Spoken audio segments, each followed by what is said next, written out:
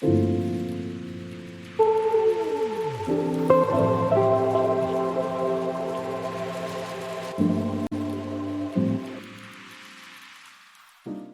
les navals, j'espère que vous allez bien. On est en Vendée avec Max la Menace dans une petite commune qui s'appelle Chauve, je crois. On est parti pour une petite balade le long du canal. Alors sur ce canal, on a rencontré pas mal de plantes. Il y a une belle faune et une belle flore. On a vu pas mal d'aubépines et d'églantines aussi, mais on va plutôt s'attarder sur l'aubépine aujourd'hui. Donc l'aubépine, c'est un arbuste qui peut aller jusqu'à 7 mètres. C'est, disons, la nomenclature pour les arbustes. Il peut être souvent confondu justement avec l'églantier. Je pense que c'est aussi beaucoup à cause de ses fruits rouges.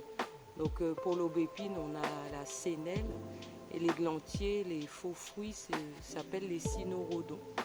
Donc ces deux arbustes sont des propriétés différentes. On va plutôt s'attarder sur l'aubépine aujourd'hui.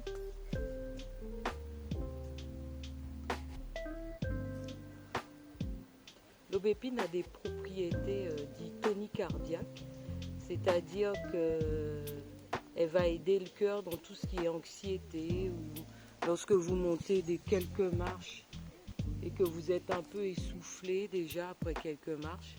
Donc c'est une bonne plante pour aider tous les problèmes au niveau du cœur sain.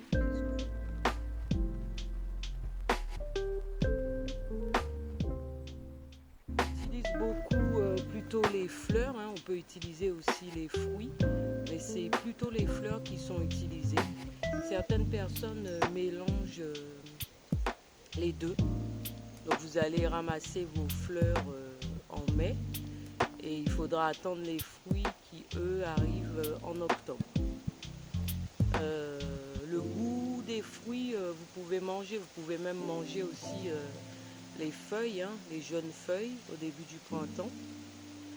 Les fruits sont eux un peu farineux, on va dire, mais c'est pas désagréable.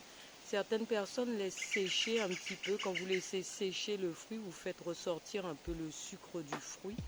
Donc vous pouvez laisser sécher. Vous pouvez faire un peu de culinaire aussi avec, c'est-à-dire mélanger avec d'autres confitures si vous le souhaitez.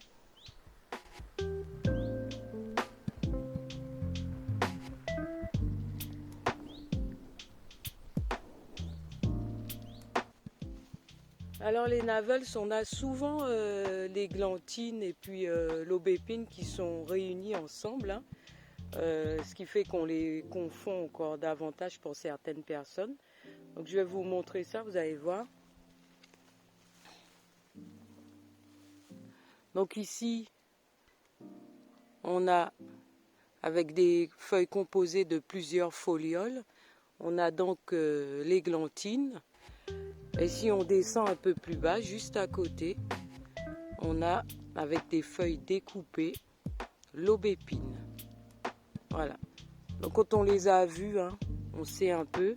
Là, vous voyez que l'églantier, lui, il a des aiguilles, tandis que l'aubépine, elle aura des épines. Ce qui est facile pour retenir son nom. Alors, je ne sais pas si je vais vous en trouver là. Mais en gros, les épines, ce sont des rameaux qui sont devenus pointus.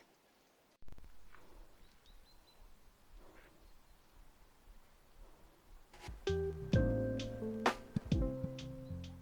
comme vous l'avez compris, ils peuvent pousser tous les deux ensemble, ce qui est bien, parce que c'est bien pour la biodiversité justement. Au lieu d'avoir des haies avec des plantes que vous achetez dans les magasins de plantes, vous pouvez mettre des églantines et des aubépines dans vos haies.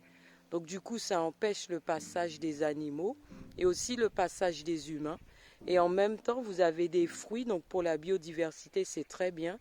Vous pouvez les manger, les fruits, et les animaux aussi peuvent s'en nourrir.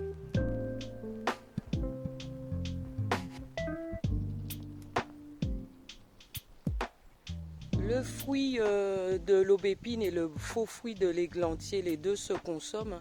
Donc même si vous vous trompez, en soi c'est pas trop grave, vous n'allez pas vous empoisonner en fait. Mais ce qui est bien, c'est de pouvoir savoir ce qu'on mange exactement et ce qu'on va en tirer. Donc comme je vous ai dit il y a quelques minutes, l'églantine c'est riche en vitamine C et pour l'aubépine c'est pour tout ce qui est problème tonique cardiaque.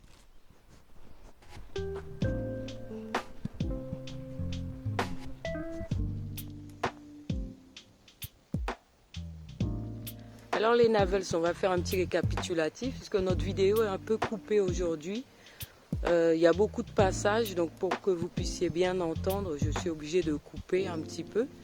Alors on revient sur l'arbuste qu'on voit aujourd'hui. Donc c'est l'aubépine, de son nom scientifique Crataegus monogyna. On l'appelle aussi épine blanche aussi, qui peut être confondue avec l'églantier, Rosa canina ou aussi appelé rosier à chien. Donc là on a pu voir comment ne pas les confondre. Hein. Vous avez les feuilles composées pour l'églantine et les feuilles découpées pour l'aubépine. Les propriétés médicinales de l'aubépine sont dites tonicardiaques, c'est-à-dire qu'elle aide à améliorer l'anxiété. Tout ce qui est petit problème cardiaque, hein, elle est dite pour être efficace sur les cœurs sains.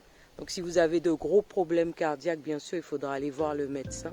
Donc petit essoufflement lorsque vous montez des marches, un peu de tachycardie de temps en temps, d'anxiété.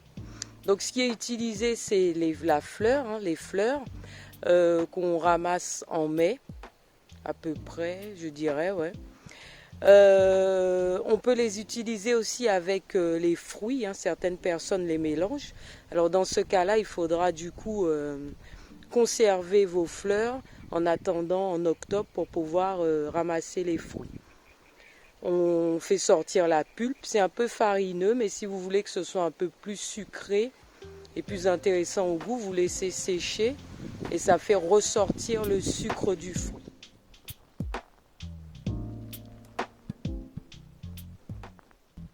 À savoir que vous pouvez aussi tomber sur deux types d'aubépine. Hein. Donc le Crataegus monogyna qu'on a vu pour dire qu'il y a un noyau monogyna et vous avez aussi un autre avec deux noyaux. Alors les deux se consomment, il n'y a pas de problème. Le seul truc sera de faire attention à vos dents et de ne pas croquer dedans comme des fous en fait. Alors n'oubliez pas les Navels, vous pouvez venir avec nous en rando. La vidéo a été assez claire, on a dû la couper un peu à cause des nombreux passages. N'hésitez pas à la partager avec vos amis, votre entourage. Et surtout n'hésitez pas à venir avec Max et moi en balade si vous souhaitez devenir un peu plus autonome et reconnaître les plantes. Des randos sont organisés tous les mois. Donc venez avec vos amis, les enfants sont bienvenus aussi. Vous pouvez nous suivre du coup sur Instagram, sur Facebook et sur naturotraveler.com, notre site pour vous inscrire. Donc vous n'hésitez pas, on vous attend. Salut les Navels!